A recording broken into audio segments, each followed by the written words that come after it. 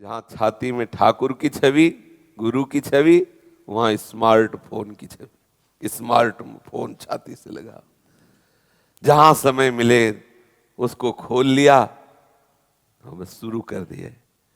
पहले था बार बार झांक के ठाकुर को देखा, दुलार आ सकती, एकांत में सामने ठाकुर को रखे रो रहे हैं, दुलार कर। अब एकांत में उसी इतने इतने बड़े भी होते हैं मोबाइल, हमने देखा इतने इतने बड़े मोबाइल, अब उसी में पूरा विश्व देखो। कितना बड़ा, कितनी बड़ी सिद्धि है आज के साधकों में। तुरंत अमेरिका देखो लेवल, ध्यान लगाने की जरूरत नहीं, आगे सामने कैसे सिद्धि हो, कैसे भगवदाकार वृत्ति हो। सोचो, जहां मन ऐसे ही सब सात्विक वातावरण में हमें चंचल करता है, वहां संपूर्ण संसार का प्रतीक स्मार्ट मोबाइल हो और इंटरनेट का सहयोग हो, फिर वो भगवान की कैसे वृत्ति स्मृति अखंड रख सके। मुझे तो लगता है बड़ा असंभव सा है, क्योंकि इतना आकर्षण और सहज में हर विषय। अगर सावधान साधक नहीं है तो ये कलयुग की चाल मोबाइल है, बहुत जल्दी उसे भगवत विमुख कर देगा। जितनी भी असत वासनाएं बढ़ाने वाली वृत्तियां वो सब मिलेंगी। इसलिए साधक मोबाइल से सदप्रयोग करे। कोई भी वस्तु केवल दोष युक्त नहीं होती, उसमें गुण दोष दोनों होते हैं। उपासक वही संत हंस गुण गाहे पे परिहरि वारि विकार। अब जैसे मोबाइल से बाहर रहकर सत्संग भी सुनते हैं लोग, मोबाइल से गुरुजनों की इष्ट की छवि भी रखते हैं, मोबाइल से हम तत्काल किसी संत से बात कर सकते हैं, कहीं सूचना दे सकते हैं, कोई अपना प्रश्न हल कर सकते। बहुत सी ऐसी सुविधाएं, आप किसी समस्या में हैं तो वहां एक आप दूसरे को सूचना दे सकते हैं। तो आप अगर सद्गुण ग्रहण करें तो कोई पतन नहीं है, लेकिन प्रायः इतनी इंद्रियां बलवान हैं कि वो फिर फिसला देते हैं। कई ऐसे चैप्टर हैं इस समय वातावरण में जो हमारे परमार्थ के लिए बहुत हानिकारक है। साधक सावधान रहे। महापुरुषों का पहला तो सानिध्य नहीं मिल रहा, दूसरा हमारा आहार दूषित हो रहा, तीसरा संग दूषित हो रहा है। इन सब के कारण हमारा अखंड चिंतन नहीं चल पा रहा। देखो भला, अखंड चिंतन, जब अखंड चिंतन चलेगा ना तो किसी से बात करना अच्छा नहीं लगेगा। वो थोड़ी थोड़ी देर में कुन्न कुन्न बजता रहता है मोबाइल। जिनके पास मोबाइल होते ना वो बजता रहता, और ना भी हो तो अगर रख के आप थोड़ा पाठ भी करने गए हो तो पाठ के बाद आप अंतर्मुख होके ये नहीं देखेंगे कि मेरे मन में क्या चल रहा है, वो मैसेज किसका आया, वो फौरन भाग करके उसमें देखने का मन। बहुत सावधान रहा जाए। अब धीरे धीरे कलिकाल बढ़ता चला जा रहा है, क्योंकि जैसे जैसे कलिकाल की अवस्था बढ़ेगी वैसे वैसे दूषित भाव भी बढ़ेगा, वस्तु दूषित हो रही है। एक दिन मूंग की दाल बनाने के तो उसको जब धोया गया तो उसमें भी हरा हरा निकला, तो मूंग की दाल में भी मिलावट, हरा हरा उसमें रंग। किशमिश का भोग लगाने के लिए धोया गया तो उसमें भी हरा हरा रंग। अब बताओ, ऐसी चीजों में मिलावट, तो दूध घी आदि, तो अब कैसी शरीर की स्थिति होगी जब ऐसी मिलावट वाली वस्तुएं जाएंगी, तो मिलावट वाला चिंतन होगा, शुद्ध चिंतन कैसे हो। हमारा खान पान, हमारा संग, हमारा वास, ये सब धीरे धीरे दूषित होता जा रहा है। जब हम किसी संत को भजन करते देखते हैं या किसी भक्त को, तो हमारा भी हृदय कहता है भजन करें। और जब हम भोग विलासता की बातें देखेंगे तो हमारा भी मन कहेगा, क्योंकि जो हम देखते हैं, जो सुनते हैं, वही मनन होता है, वही आकांक्षा होती है। अब जो पीढ़ी चल रही है ये भजन कर लो नहीं, अगली जो पीढ़ी आने वाली है उसमें भजन क्या होता है तो समझ जानते हो। कैसे कैसे लोग बोलते हैं, शास्त्र सब झूठे, संत जन के लिए जानते हो क्या, सब पाखंडी, लोभी, पैसा कमाने का धंधा। अब आप देखो, जहां से काम बनना है माया ने वहां ये वृत्ति करवा दी। संतों को देखते ही पाखंडी, काम करते नहीं, पैसा कमाने के लिए ऐसा ऐसा। शास्त्रों के लिए बात आ गई कि वो सब झूठे। अब शासन कौन करे जब संत और शास्त्रों पर विश्वास नहीं, तो भगवान की मान्यता ही नहीं, भगवान की मान्यता नहीं, तो अब बचा कौन शासन करने वाला। अब तो मनमानी आचरण करो। बोले ना कोई नरक है, ना कोई स्वर्ग है, ना कोई भगवान है। ये बाबा जी लोग ठगने के लिए ऐसी ऐसी बातें करते हैं कि ऐसा करोगे तो ये नरक मिलेगा, ऐसा करोगे तो ये। इनसे पूछो तुम नरक जाके आए हो क्या, तुम्हें क्या पता भगवान के भजन में इतनी सामर्थ्य कि बैठे बैठे बता दें कि इस समय नरक में क्या हो रहा हो, स्वर्ग में क्या हो रहा हो, वैकुंठ में। अभी जानते क्या भगवान की शक्ति को? भगवान अनंत सामर्थ्यशाली, भक्तों के अधीन है। ऐसे भक्तों को तुम क्या जानते हो? तो इसलिए मुझे लगता है बहुत सावधान होकर के समय व्यतीत किया जाए और हर समय भजन में रहो। मोबाइल का सिर्फ उतना प्रयोग करो जितनी आवश्यकता है, उसमें जैसे साधक होकर उससे मनोरंजन करो। क्या साधना करोगे भैया? भले 2 घंटे आप माला चलाए और इसके बाद जाके उसमें मनोरंजन। हमें मन को प्रियालाल तक पहुंचाना है। हमारा मनोरंजन का विषय प्रियालाल है।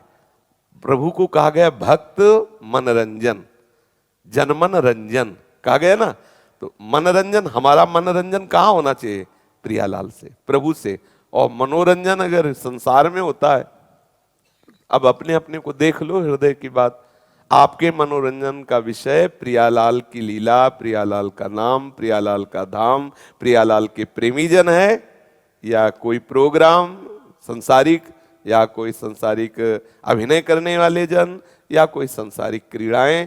इसलिए साधक, भगवान नाम जपक साधक हाथ जोड़ के प्रार्थना करते हैं, संध्या काल होने के बाद कभी एकांत कमरे आदि में वो मोबाइल वाला व्यवहार न करे।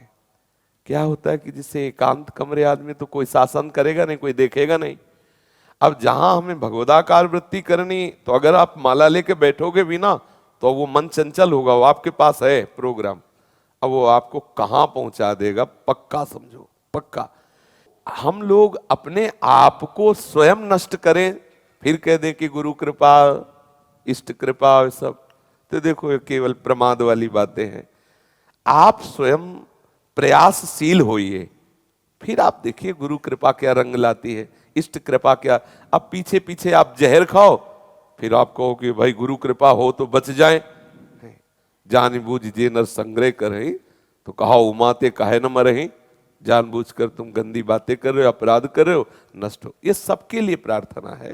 ये देखो अपने घर के जैसे बैठ के बात करते हो, आप थोड़ी देर पाठ करते हो, थोड़ी देर भजन करते हो, और इसके बाद आप एकांत में क्या करते हो, उस पर आपकी नजर होनी चाहिए। आपका समाज, अब आप यहां उपद्रव करोगे तो डांट पाओगे, लेकिन कमरे में पर्दे के पीछे, पर ये बात, वहां हमारे ऊपर सीसी कैमरा लगा हुआ है, ये आप देखिए। आपका गुरु देख रहा है, आपका इष्ट आपको देख रहा है, क्योंकि आपकी बात उन्हीं से तो बननी है, हरिगुरु कृपा से तो बननी है।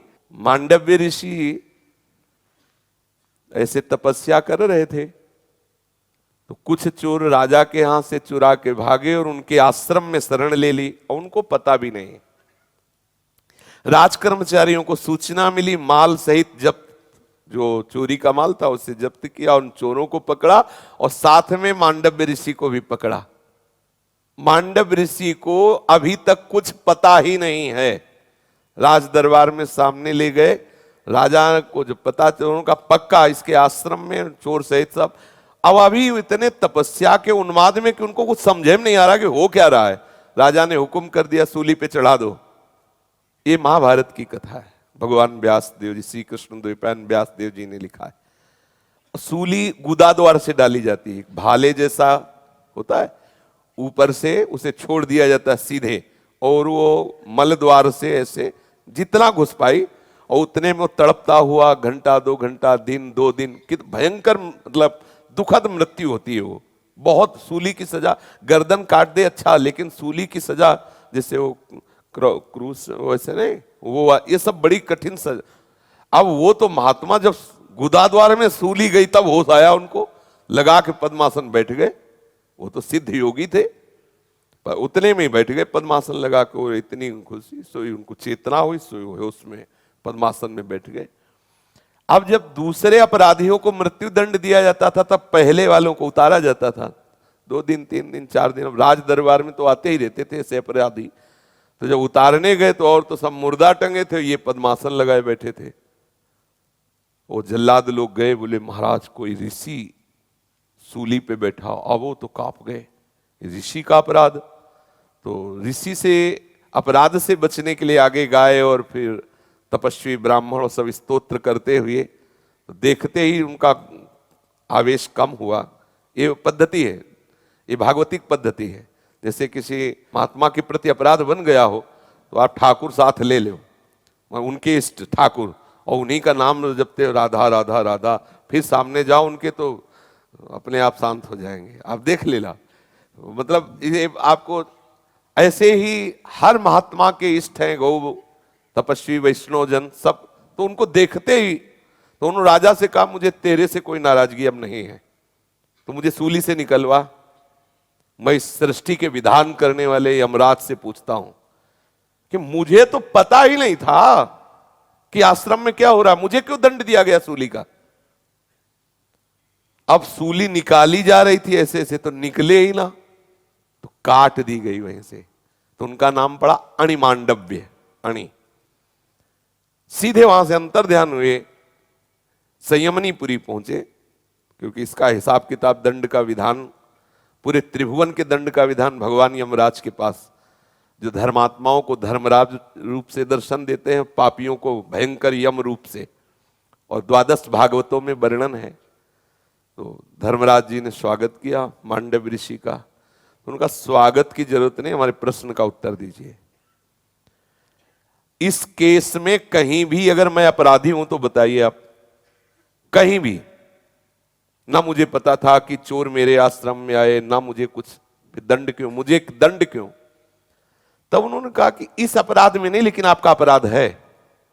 तो जैसे अपने को टेलीविजन में नहीं दिखाई देता, इसे दिखवाया पीछे बैक करके, जैसे होता कि थोड़ा बैक कीजिए, तो उन्होंने उनको अपनी वो तो महाभागवत भगवत शक्ति से युक्त दिखाया। तो 8 वर्ष के तितली को लेकर के बम्बूल के कांटे से उसके गुदा में बार बार ऐसे बच्चे जैसे खेलते हैं, और फिर ऐसे ही छोड़ दिया, तो वो ऐसे ही सूली चुभी रही। देख लो लीला ठाकुर की, अवश्य में भोक्तव्यम। इसीलिए शरणागत बहुत बड़ा महान भाग्यशाली होता है, क्योंकि शरणागत का पक्ष ठाकुर ले लेते हैं। ये तपस्वी हैं, और शरणागत के द्वारा अगर ऐसा कोई अपराध हुआ हो तो ठाकुर जी बहुत हिसाब से निकालते हैं। अगर वहां बम्बूल का कांटा तो उसके पैर में चुभा के छोड़ देंगे, 1-2 दिन पकेगा, ठीक हो जाएगा, उसके गुदा में नहीं डाला जाएगा। पर अवश्य में भोक्तव्यम, थोड़ा चाहे हो लेकिन भोगना बहुत, इसीलिए तो डरना चाहिए कि कोई अपराध न बन जाए। अब उन्होंने कहा 8 वर्ष के बालक का कोई बुद्धि का निर्णय ठीक थोड़ी माना जाता है, वो तो बच्चा है। मैं आज से व्यवस्था करता हूं कि 14 वर्ष की अवस्था तक की हुई अपराध का कोई उसे दंड न दिया जाए, और तुम्हें साफ देता हूं कि तुम ठीक निर्णय नहीं किए। एक बालक के किए अपराध को इस अवस्था में, जब मैं तपस्या में संलग्न हूं, मुझे दंड दिया, इसलिए तुम मृत्यु लोक जाओ तो तुम्हारा नशा हिरण हो, जाओ 100 वर्ष तक के लिए तुम्हें मृत्यु लोक में रहना होगा। तो वही दासी पुत्र विदुर जी के रूप में सीधे धर्मराज जी के अंश से युधिष्ठिर, और सीधे धर्मराज जी विदुर जी के रूप में आए, और ये स्थापना। तो एकांतिक विषय को परमात्मा देख रहा है। वो तो दिखाया कि इतना सम्मान भजन मंत्रवेत्ताओं का होता है कि सृष्टि के सिस्टम को बदल देने की सामर्थ्य होती है। हाई कमान पे अपना नियम लागू कर दिया, तपस्या का प्रभाव, लेकिन कर्म का प्रभाव उनकी भी गुदा में सूली आज भी है। ये नहीं कि नहीं है, महाभारत में लिखा है अणि अणि अब भी है उनके। पर वो महान तपस्वी, तो जैसे भगवान शिव के गले में हलाहल विष आज भी है, तो उनका क्या बिगाड़ पड़ा, ऐसे उनका कुछ।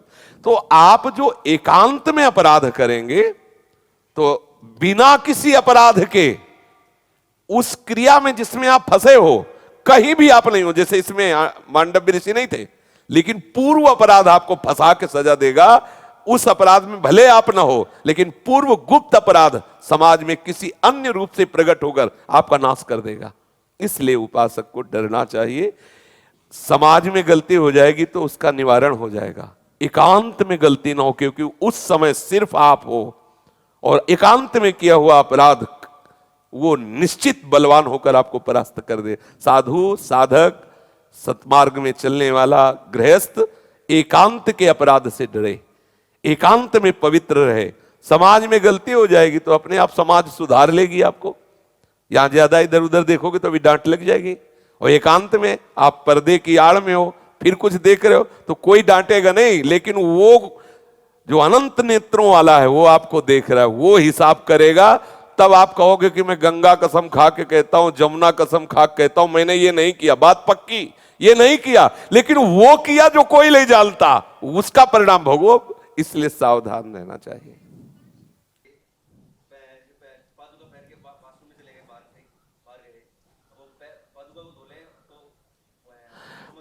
हाँ, बस वो शौचालय वाली थोड़ी बात है कि शौचालय में तो बस फिर शौचालय में ना,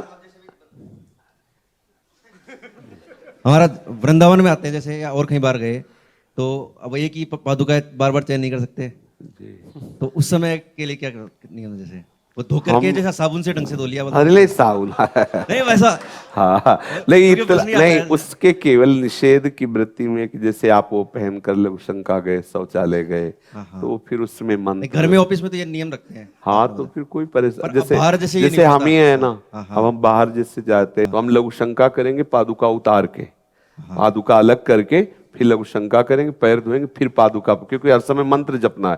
तो अब ये नहीं कि वही पादुका पहनकर ऐसा, अगर हमें ऐसा कहे कुछ, पर थोड़ा निर्वाह कठिन होता है करना, पर निर्वाह कठिनता से कर ले जाओगे तो फल भी बहुत ऊंचा मिलेगा। थोड़ा प्रमाद स्थिति ना करे। जैसे किसी ने कहा कि मानसिक जप करने में क्या परेशानी, तो मानसिक मन ही को तो शुद्ध करना है, और मन आसक्त है तन में, और तन को हम अगर अपवित्र रखेंगे तो तुम केवल बातें भले बनाओ कि मानसिक जप कर लेंगे, ऐसे थोड़ी होता मानसिक जप। जैसे मान लो आप किसी ऐसे से कहो तो मान लेगा आपकी बात, लेकिन अपने लोगों का जीवन उसी में घुटा हुआ है, तो पता है अगर इतना भी मुख में कुछ चला जाए तो यहां से निज मंत्र बंद हो जाएगा, राधा वल्लभ श्री हरिवंश चलने लगेगा। जब तक आचमन नहीं करेंगे तब तक वो चल नहीं सकता। अगर ऐसे चप्पल में पैर गए, निज मंत्र रुक गया।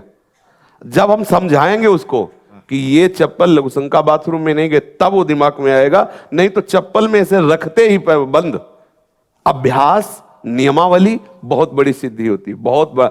अब हम शौचालय में बैठे कहीं भूल से भी नहीं मंत्र आएगा, नहीं आएगा, बस चलेगा राधा वल्लभ श्री हरिवंश, राधा वल्लभ श्री हरिवंश, राधा वल्लभ श्री हरिवंश, और बाहर निकले स्नान करके जे भी पादुका बाथरूम की उतारी, अपने आप मंत्र चलने लगेगा। पवित्रता का निर्वाह करना तो आवश्यक है। अब जो लोग प्रमाद स्थिति में, तो उनकी भगवान जाने, लेकिन अपने को वस्तु प्राप्त करनी, इसलिए जो आचार्य संतजन वैष्णवजन कहते हैं वैसा हमें करना चाहिए।